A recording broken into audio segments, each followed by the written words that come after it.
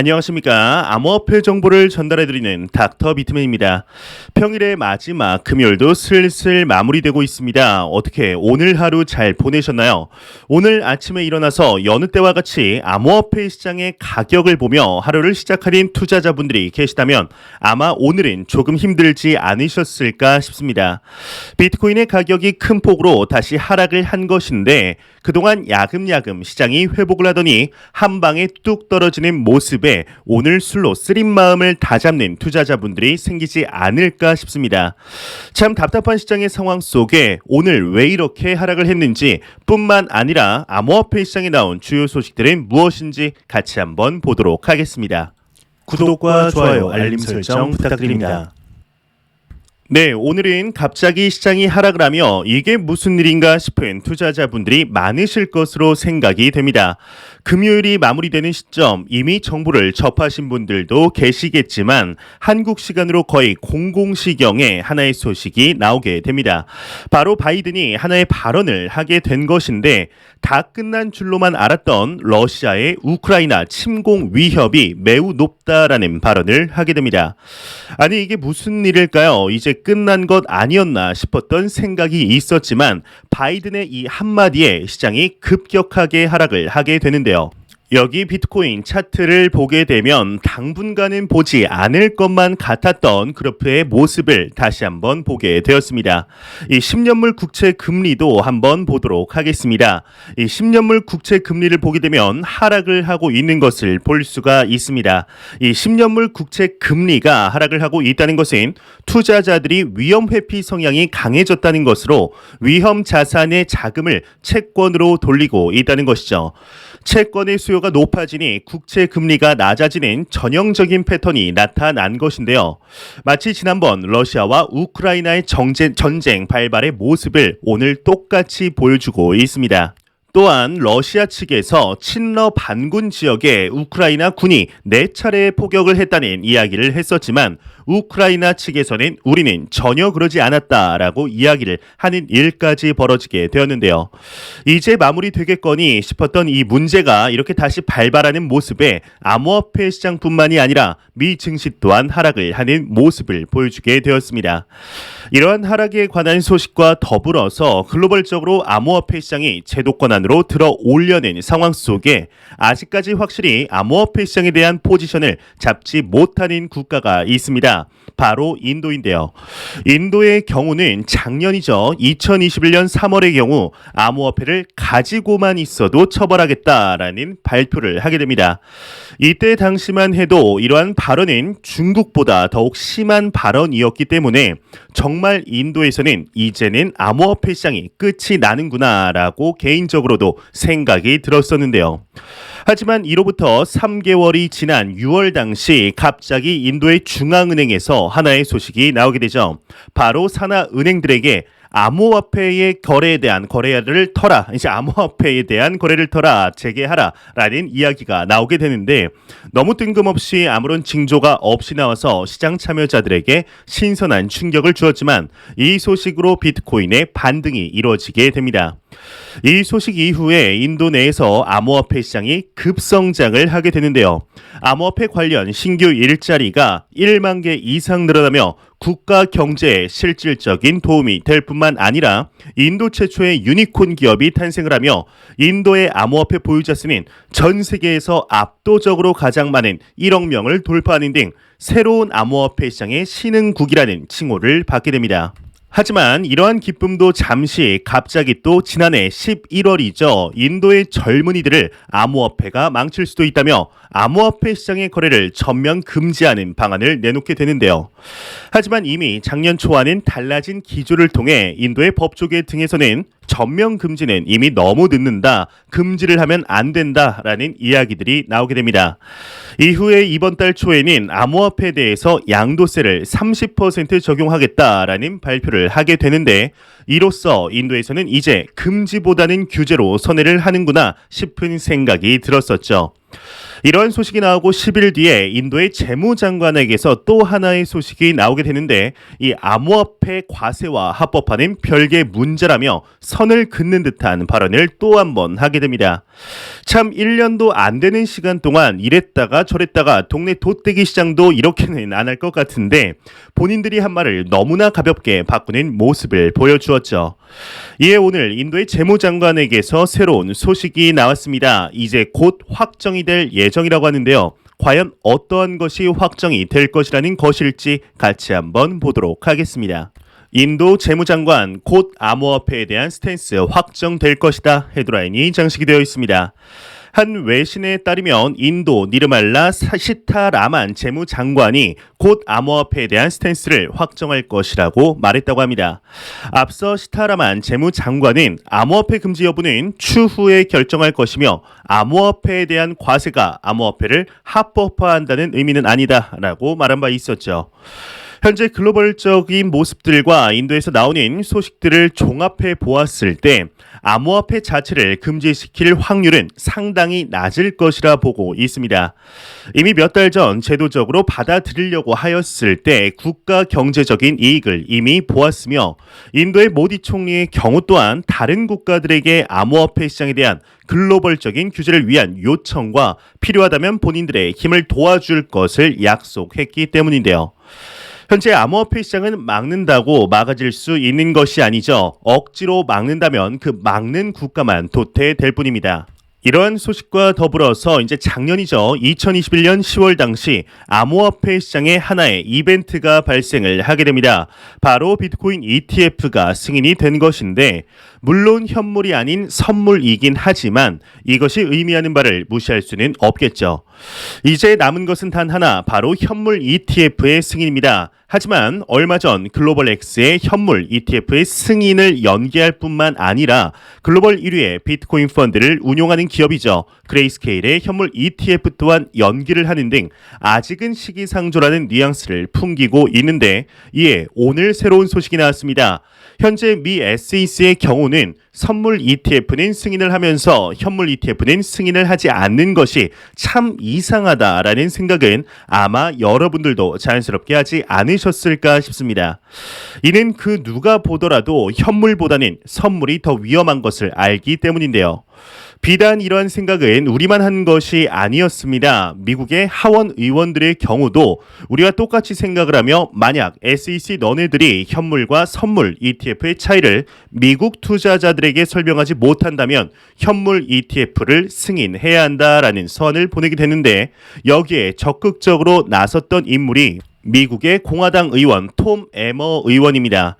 이에 대해서 SEC로부터 답신을 받았다고 하는데 과연 이 답신에는 어떠한 내용이 있었을지 같이 한번 보도록 하겠습니다.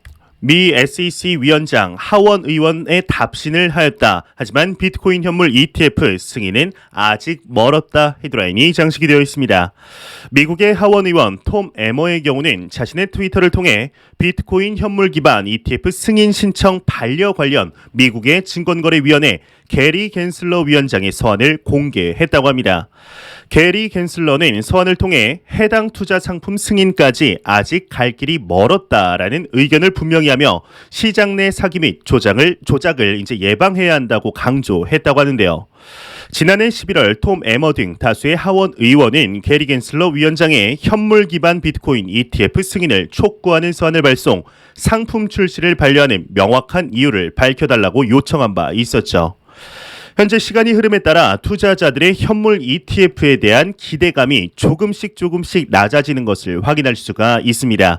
당연하겠죠. 계속해서 미루고만 있으니 이번에도 안 되겠지라는 생각이 들 수밖에 없을 텐데요.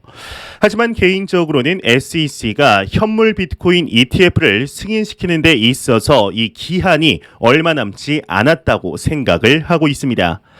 현재 SEC가 많은 기업들의 현물 ETF 신청을 반려하는 데 있어서 사용하는 이유가 무엇인지 아시나요? 바로 투자자 보호 미흡이라는 명목상의 이유로 지속적으로 반려시키고 있습니다.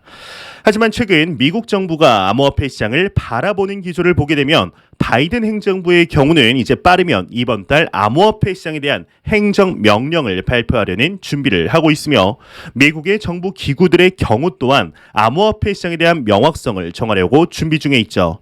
또한 전 세계 중앙은행들의 대장이라고 불리우는 BIS 국제결제은행의 경우는 글로벌 유수의 은행들과 함께 바젤위원회를 통해 시장의 명확성을 정하려는 모습들이 보이고 있습니다. 이러한 일련의 모습들이 어느 정도 정리가 되게 되면 더 이상 SEC는 투자자 보호 미흡이라는 명목상의 이유를 내비칠 수가 없게 되는데요. 일단 여기서 중요한 것이 투자자 보호 미흡이라는 단어에서 이 투자자라는 것이 개인 투자자가 아닌 기관 투자자라는 사실을 잘 아셔야 한다고 생각이 듭니다. 참 잔인하죠. 하지만 인정할 수밖에 없는 사실인데요. 이러한 시장의 명확성이 정해지게 된다면 미 SEC는 시간 끌기를 더 이상 할 수 없게 되며 자연스럽게 현물 ETF가 승인이 날 것이라고 보고 있는데요. 이와 더불어 말 그대로 명확성을 정해야 하기 때문에 리플사와 SEC의 미등록 증권에 관한 소송 또한 마무리되게 될 것으로 보고 있습니다. 당연하겠죠. 암호화폐 시장의 메이저 코인이 증권이냐 아니냐가 정해져야 다른 코인에 대해서도 확실하게 말할 수 있을 테니 말이죠. 게리 겐슬러 위원장이 현물 ETF에 대하여 아직 갈 길이 멀다라는 말은 리플사의 소송 또한 조금 더 연장이 될 가능성이 높다라는 이야기와 같은 궤를 하게 되는데요. 하지만 현재 미국이 암호화폐 시장에 대하여 나아가는 방향성을 보았을 때 미국의 규제를 중심으로 범국가적인 프레임워크가 정해지게 될 것이며 그때서야 자신있게 암호화폐 시장이 제도권 안으로 들어왔다는 말씀을 드릴 수 있을 것으로 보입니다. 이 시기가 혹여나 이제 길어진다고 해서 전혀 불안해하실 필요가 없다고 생각합니다. 오히려 우리가 충분한 양의 코인을 매집할 때까지 정해지지 않는 편이 좋다고 생각을 하는데요. 시간의 문제이지 결국에는 승인이 날 것이기 때문이죠. 지금의 단순 하락, 글로벌 국제 정세로 인한 하락에 크게 걱정하지 않으셔도 된다는 말씀을 꼭 드리고 싶습니다. 이러한 소식과 더불어서 현재 제가 진행하고 있는 디파이 2.0 플랫폼이죠. 크로노스 다오의 진행 상황을 알려드리려고 합니다. 일단 크로노스 다오의 사이트로 이동해 보도록 하겠습니다. 네, 지금 보시는 사이트가 크로노스 다오의 사이트입니다. 이미 카카오 클립과 연동을 해 놓은 상태이고요. 연 이자를 보시게 되면은 77,000%로 이전보다는 낮아진 수치이지만 여전히 매력적인 이자율임에는 틀림이 없죠.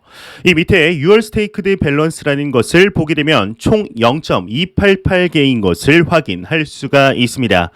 제가 처음 시작하고 약 한 달하고 일주일 정도가 지났는데 처음 시작할 당시가 0.11개였다는 것을 감안했을 때 크로노 토큰의 개수가 거의 2배 이상 이제 150% 정도 늘어난 것을 확인할 수가 있습니다. 또한 8시간에 한 번씩 이자가 지급되어 복리로 계산이 되다 보니 시간이 지나면 지날수록 더욱 속도의 가속도가 붙는 것으로 보이는데요.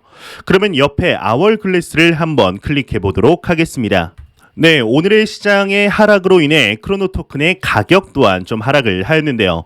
최초 제가 투자했을 당시에 $640였다는 것을 감안하면 거의 70% 가격이 하락을 하였죠. 이 밑에 이제 $53, $54.92라고 적혀 있는데 최초 투자 당시가 $71였습니다.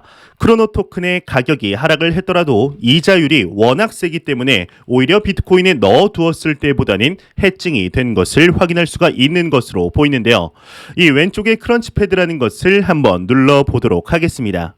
이 크런치 패드라는 것을 누르게 되면 이러한 화면들이 뜨는데 일단 대출 플랫폼입니다. 우리가 직접 대출을 하는 것이 아닌 이 대출 플랫폼의 유동성을 공급하여 그에 따른 이자를 받는 것인데요. 인기가 상당히 많은 것 같습니다. 상품들이 솔드 아웃되어서 이제 하고 싶어도 하지 못하고 있는데 한번 다음 주에는 꼭 한번 시도를 해보아서 어떤 식으로 이자를 받는 것인지 한번 진행해 보도록 하겠습니다. 현재 시간이 지나면서 흐름에 따라 최근과 같은 약세장 속에 이 디파이 TVL이 급증한다는 소식들을 자주 접할 수 있었습니다. 비트코인에 대한 해지 기능으로서 이러한 시스템들로 자금들이 이동하는 것으로 보이고 있는데요. 자세한 내용 링크는 밑에 영상 설명란에 남겨두었습니다. 한번 참고해 보시면 암호화폐 시장에 투자를 함에 있어서 충분히 도움이 되시지 않을까 싶습니다. 하지만 단 이제 큰 수익률에는 리스크는 분명히 존재합니다. 충분히 공부를 하시고 진행하시길 진심으로 바래 보겠습니다. 안 보고 가면 섭섭하겠죠. 마지막 크립토 공포 탐욕 지수입니다. 가격의 급격한 하락 때문일까요? 전날 대비 무려 22포인트 하락한 30포인트를 기록하며 다시금 공포 단계로 하락을 하였습니다. 이 지수는 0이면 공포, 100이면 낙관을 의미하게 되죠. 이제 좀 상승하나 싶었던 시장의 모습 속에 답답한 시간들이 다시금 지속이 되고 있습니다. 오늘 하루에만 거의 10%에 가까운 하락을 하게 되었는데요. 하지만 매 영상 말씀드리듯 거시 경제적인 문제로 하락을 하는 것은 전혀 문제가 되지 않는다 이렇게 생각을 하고 있습니다. 이러한 외부 요인으로 하락을 하는 것은 암호화폐 시장의 근본적인 가치에 전혀 문제를 일으키지 않으며 역사를 돌이켜보았을 때 단기적으로는 영향을 줄 수 있어도 장기적인 측면 스크래치도 나지 않는다는 것을 우리는 실제로 확인할 수가 있습니다. 이러한 가격의 출렁임은 암호화폐 시장에 투자를 하면서 정말 수도 없이 보았던 현상입니다. 끝없이 상승할 것만 같던 장이 갑자기 하락을 하고 희망이라고는 보이지 않을 것만 같던 시장이 다시금 상승을 하는 모습은 1년에도 수십 번씩 보이는 현상이죠. 지금의 하락에 너무 크게 걱정하지 않으셨으면 좋겠습니다. 또한 걱정할 필요도 없습니다. 절대로 단기적인 시각으로 시장에 투자하지 마시며 항상 장기적인 시각으로 또한 오랫동안 함께할 수 있는 여유 자금을 통하여 투자하시길 진심으로 바라보겠습니다. 이 투자라는 것은 1년, 2년하고 끝내는 것이 아니라고 생각합니다. 이 자본주의에 살아가는 한 계속해서 우리가 밥을 먹으며 몸에 영양분을 공급해 주듯이 우리의 자본을 지속 투자시킴으로써 일을 하게 만들어야 하는데요. 앞으로도 10년 뒤, 20년 뒤에도 안정적으로 투자를 하기 위해서는 어떠한 방법이 중요할지 또한 나만의 투자 철학이 확고하게 있는지 다시 한번 점검해보는 계기가 되셨으면 좋겠습니다. 제가 준비해온 소식은 여기까지입니다. 영상이 도움이 되셨다면 구독과 좋아요 그리고 광고 한 편만 처음부터 끝까지 시청 부탁드립니다. 이 채널은 오직 광고 수익으로 운영이 되게 됩니다. 항상 영상 시청해 주시는 시청자분들, 구독자분들 너무나 감사드립니다. 오늘 남은 시간도 잘 마무리하시길 바라면서 저는 더욱 도움이 되는 영상으로 내일 아침 찾아뵙도록 하겠습니다. 지금까지 닥터 비트맨이었습니다. 감사합니다.